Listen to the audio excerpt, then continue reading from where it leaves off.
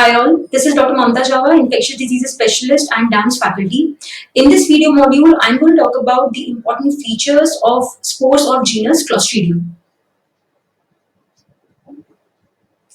Now, first and foremost, I want all of you to remember the names of the important genera in bacteriology, which are spore producers. Okay, so the spore producing bacteria are which ones? Now, for recalling this, you need to remember a very important feature of bacterial spores, and that is that they survive for decades and decades altogether. Okay, so because they have got the ability to survive for years and years altogether, remember BC, that is before Christ. Okay, so spores survive for long periods. For this long duration of time should ring the bell about BC. Spores survive since BC, but for us, instead of before Christ, we need to remember B for genus Bacillus and C for genus Clostridium. Genus Clostridium. Okay, so in the entire bacteriology, these are the only two important genera which are spore producers. And as a general rule, also remember that spore producing bacteria are all gram positive. Okay, so this automatically implies that genus Bacillus and genus Clostridium, these are gram positive genera. As a general rule, no gram negative bacterium produces spores. Okay, so you need not mug up whether Klebsiella produces spore or not, whether E. coli produces spore or not. Klebsiella, E. coli are some examples of important gram negative bacteria. So end of story is no gram negative bacterium produces spores. Just remember Bacillus and Clostridium. Now, I've put up a picture of Sir Muhammad Ali with one of his famous motivational quotes, which says, "He who is not courageous enough to take risks will accomplish nothing in life." This is very much true and self-explanatory. If you aspire for something big, you have to take risks in life. Okay. So apart from this, I want you all to focus the fist of Sir Muhammad Ali in this picture. As you can see, this is a closed fist. Okay, now I'll tell you an important feature of genus Clostridium. The name Clostridium, closed, should ring the bell about something closed, or say a closet. Okay, something closed, or the closet where we keep our clothes. Okay, closed or closet should serve as a reminder that this genus Clostridium has got all anaerobic bacteria. Okay, so the genus Clostridium has got anaerobic members. So it is an anaerobic genus, right? Now another thing which I want you all to notice in this picture is, as a result of clenched fist or closed fist, the biceps are bulging, that is, bulging biceps are very much evident in this picture. Now, why this point is important is, as far as bacterial spores are concerned, it is important to know whether the width of the bacterial spore is same as that of the vegetative bacterium, or it is wider. Now, bulging biceps should serve as a reminder that in case of genus Bacillus, the spores are wider than the vegetative bacterial width. Okay, so if suppose we all know that genus Clostridium is a genus containing gram positive rods. Okay, so gram positive rods, or rods are also known as bacilli. Okay, and this is a spore which I have drawn over here. So bulging biceps should remind you of bulging spores. Okay, bulging spores.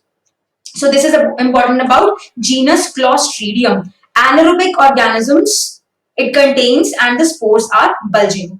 Now, on the other hand, the other important bacterial genus that is spore producer, that is the genus Bacillus,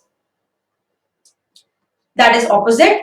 In contrast to Clostridium genus, which is anaerobic, members of genus Bacillus are either aerobes or they are facultative anaerobes, but they are never anaerobes. Okay, so they are either aerobes or they are facultative anaerobes. All right, and these the species which come under genus Bacillus, they produce non-bulging spores. They produce non-bulging spores. All right. So this is some basic aspect about the spores of genus Clostridium and genus Bacillus, both gram-positive. Now, next I want you to remember a general rule about bacterial spores as far as genus Clostridium is concerned. I've put up a picture of the cartoon characters Sabu and Chacha Chaudhary. I'm sure many of you have read these comic books as a kid. So Sabu is occupying most of this picture, and I want you all to focus on Sabu only. Now I want you all to to modify this word Sabu a little and instead remember Subo. Subo. Now what exactly I want all of you to remember from Subo is subterminal and oval. So as a general rule, members of genus Clostridium, okay, members of genus Clostridium, they produce oval spores. The shape is oval. And what is the position of the spores? Subterminal. Okay. So remember Subo. Sub say subterminal, O for oval. Now, as I said, most of the spores are oval and subterminal. I mean, most of the species produce oval and subterminal spores. Now, an important example is Clostridium perfringens, also known as Clostridium welchi. It is the most important cause of gas gangrene, that is Clostridial myonecrosis. In fact, this species is responsible for 80% cases of gas gangrene. Okay, and an important MCQ over here asked is what are the other species of genus Clostridium which cause gas gangrene? So the other causes of gas gangrene, again this is an MCQ. Remember Clostridium, N, H and S. NHS, National Health Survey. Okay, N for Novyi, Novyi, H for Histolyticum, and S for Septicum. These are the important species of genus Clostridium which are responsible for the less number of cases of gas gangrene. Okay, so oval and subterminal spores. An important example is Clostridium perfringens, also known as welchi. Now, there are certain exceptions to the general rule. The general rule I said is subterminal and oval spores are seen in most of the species, but there are certain exceptions which you need to know from the point of view of MCQs. Now, the first exception is this: spores which are oval in shape but central in position. Central. Now, from central, the word central, I want you all to remember the term bifurcate, and from bifurcate, I want you all to remember the species name Bifurmentans. Bifurmentans. So there is a important species of genus Clostridium, that is Clostridium bifurmentans, which produces oval and central spores, something like this. The spores are central and they are oval, so something like this. Okay.